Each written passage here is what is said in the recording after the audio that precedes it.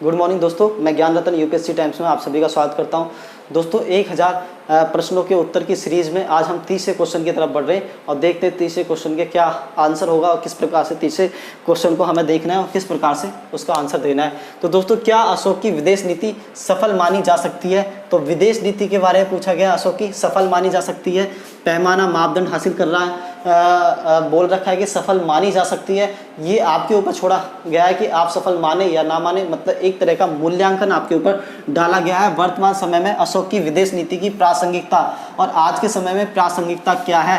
प्रासंगिकता से हमारा मतलब है दोस्तों, आज के समय में अशोक की विदेश नीति का क्या महत्व है। तो अशोक की विदेश नीति सफल है या असफल है, और कितनी सफल है, कितनी असफल है, और क्या प्रासंगिकता है, क्या महत्व है वर्तमान समय में अशोक की विदेश नीति का, ये आपसे पूछा गया है। तो दोस्तों, मूल्यांकन करने के लिए कहा गया, जब भी आपको मूल्यांकन करने के लिए कहा जाएगा मतलब दो चीज़ों में से आपके ऊपर छोड़ दिया गया, आप सफल माने या असफल माने या किस सीमा तक सफल माने। तो यहाँ पर आप में थोड़ी सी समझदारी होनी चाहिए क्वेश्चन को करने की।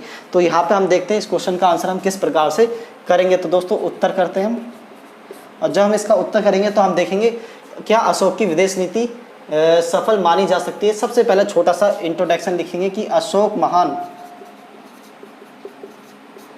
अशोक भारतीय इतिहास के महान शासकों में शामिल है, जिसके द्वारा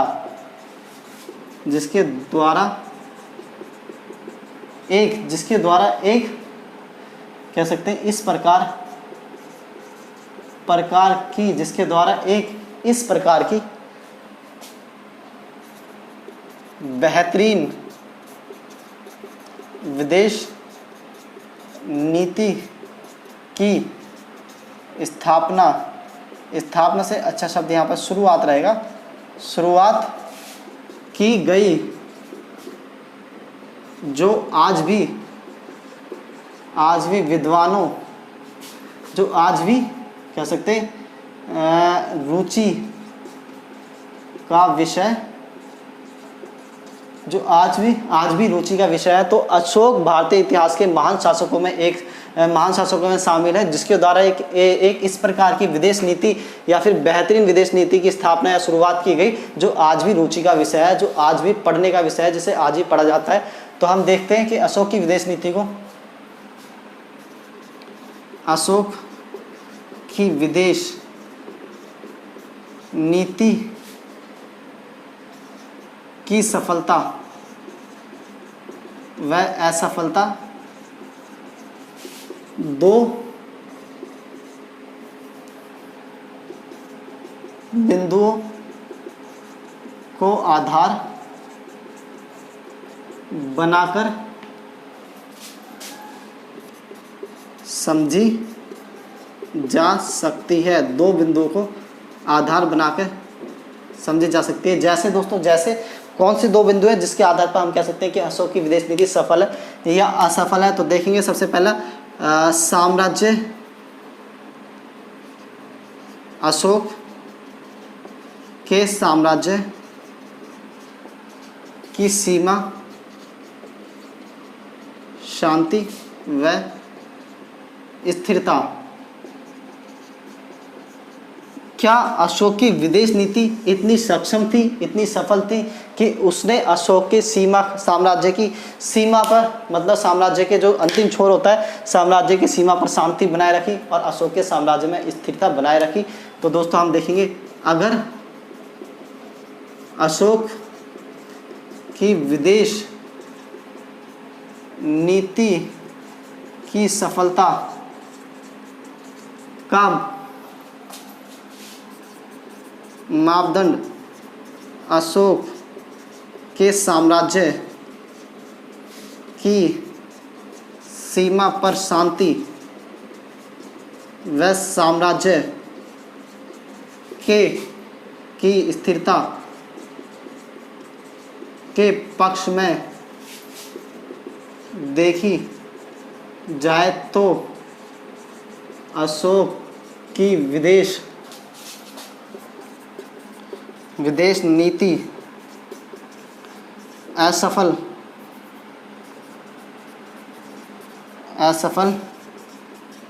प्रतीत होती है। क्योंकि असफल प्रतीत होती है, क्योंकि दोस्तों क्यों असफल प्रतीत होती है, आओ देखते हैं।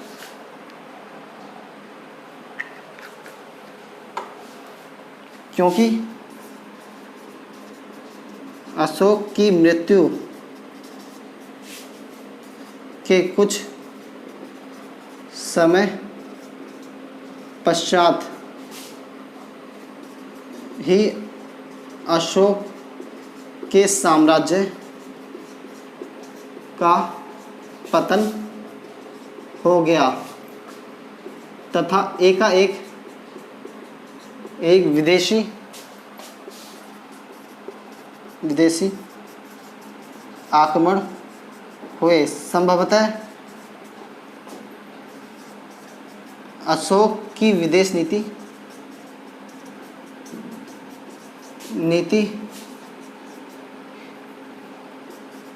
हिंद यूनानी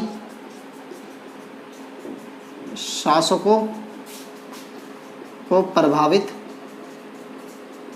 नहीं कर सकी। वह यूनानियों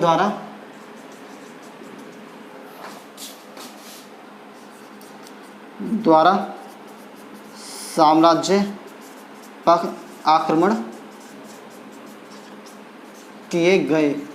वह यूनानियों द्वारा साम्राज्य पर आक्रमण किए गए। तो हम देख सकते हैं कि अशोक की मृत्यु के कुछ समय पश्चात ही अशोक के साम्राज्य का पतन हो गया तथा एक विदेशी आक्रमण हुए। संभवतः अशोक की विदेश नीति हिंद यूनानी, किन के आक्रमण हुए थे दोस्तों, हिंद यूनानियों के आक्रमण हुए थे। तो संभवतः हम कह सकते हैं कि अशोक की विदेश नीति हिंद यूनानी शासकों को प्रभावित नहीं कर सकी। वह यूनानियों के द्वारा साम्राज्य पर आक्रमण किए गए और जिसके कारण अशोक का साम्राज्य बहुत कम समय अशोक की मृत्यु के बहुत कम समय के पश्चात ही अशोक का साम्राज्य कह सकते हैं अशोक के साम्राज्य का पतन हो गया। तो दोस्तों विदेश नीति किसी भी साम्राज्य को, किसी भी राज्य को, देश को बहुत मजबूत करती है। लेकिन यहाँ हम देखेंगे कि अशोक की मृत्यु के कुछ समय बाद उसका जो साम्राज्य था उसका विघटन हो जाता है। अगर उसकी विदेश नीति से उसका साम्राज्य बहुत मजबूत हुआ होता तो इतनी जल्दी उसका विघटन या फिर पतन ना हुआ होता। आगे बढ़ते हैं दोस्तों। परंतु अगर वर्तमान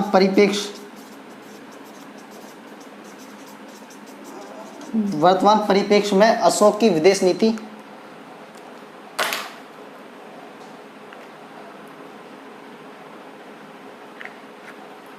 वर्तमान परिप्रेक्ष्य में अशोक की विदेश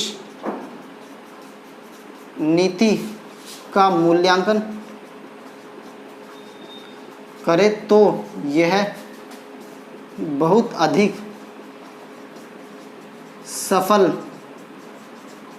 प्रतीत होती है। बहुत अधिक सफल प्रतीत होती है। आज़ादी के बाद प्रथम प्रधानमंत्री अशोक की नीति से इतने प्रभावित थे कि उनके द्वारा अशोक से इतने प्रभावित थे कि उनके द्वारा अशोक नीति को भारतीय विदेश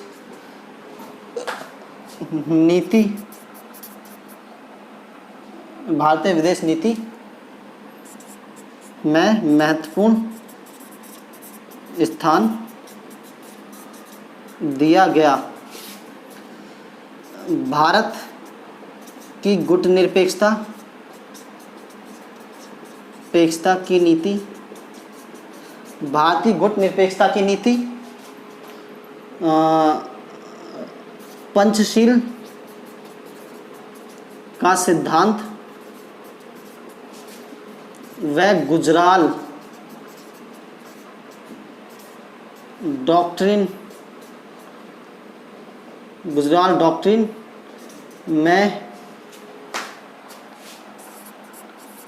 अशोक के प्रभावों को स्पष्टतः देखा जा सकता है। तो दोस्तों ये अशोक की विदेश नीति, अगर हम अशोक की विदेश नीति का मूल्यांकन करते हैं, सफलता का पैमाना, सफलता का जो कह सकते हैं कि सफल थी या नहीं थी, अगर ये अशोक के साम्राज्य की सीमा व शांति व स्थिरता पर देखते हैं तो वो असफल प्रतीत होती है। लेकिन अगर अशोक की नीति को हम भविष्य के नज़रिए से देखते हैं तो अशोक की नीति हमें सफल प्रतीत होती है, और इतनी सफल प्रतीत होती है कि आज़ादी के बाद भी अशोक की विदेश नीति से हमें बहुत कुछ मिला, हमारे देश को बहुत कुछ मिला। एक बड़े देश को, मतलब भारत को, एक बड़े देश की विदेश नीति को निर्मित करने में अशोक की विदेश नीति की एक महत्वपूर्ण भूमिका रही। तो ये अशोक की विदेश नीति की प्रभाविता को दिखाती है, स्पष्ट देखा जा सकता है। अधिक प्रति सफल होती है, वो इसलिए सफल होती है। दैट्स इट दोस्तों। अब थोड़ा सा हमें आगे बढ़ना है। वर्तमान समय में अशोक की विदेश नीति की प्रासंगिकता देखते हैं। तो दोस्तों वर्तमान समय में अशोक की विदेश नीति की क्या प्रासंगिकता है?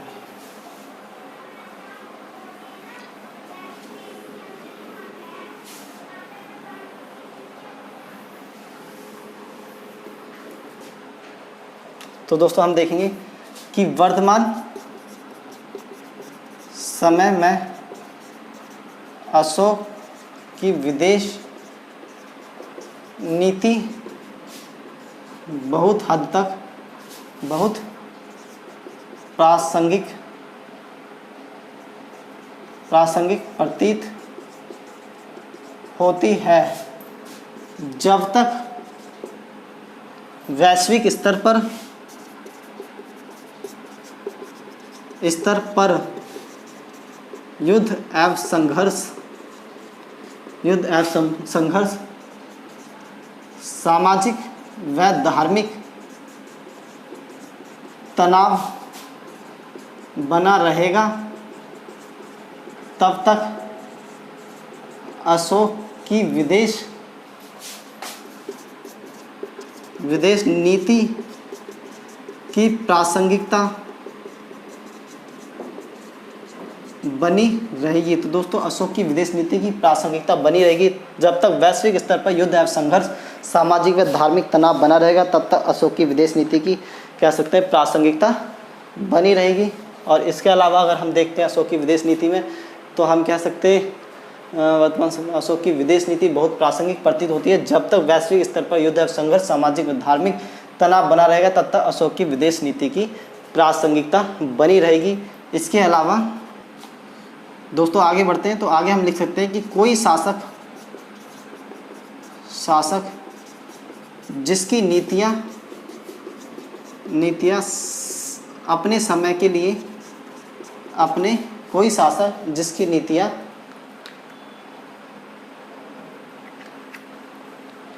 अपने समय के अनुसार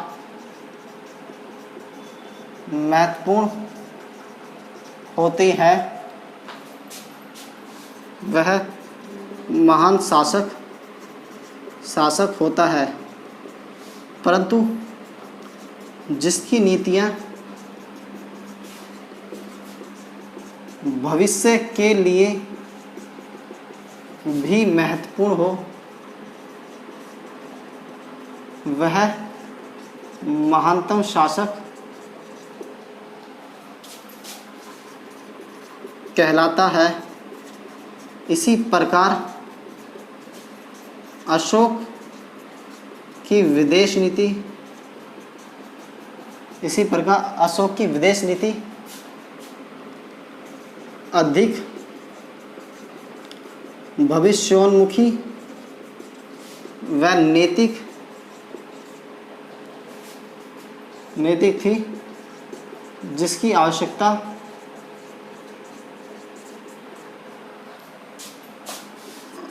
आज के भारत के साथ संपूर्ण विश्व को है, जिसकी आवश्यकता आज के भारत के साथ साथ संपूर्ण विश्व को है। दोस्तों दैट्स इट, आपका आंसर यहाँ पे क्लोज। और ये हमने एक अच्छा आंसर लिख लिया है। अशोक की विदेश की नीति के साथ संपूर्ण विश्व को है। ये हमारी आज की अशोक क्वेश्चन जो होता है हमारा आज का, वो ख़त्म हुआ।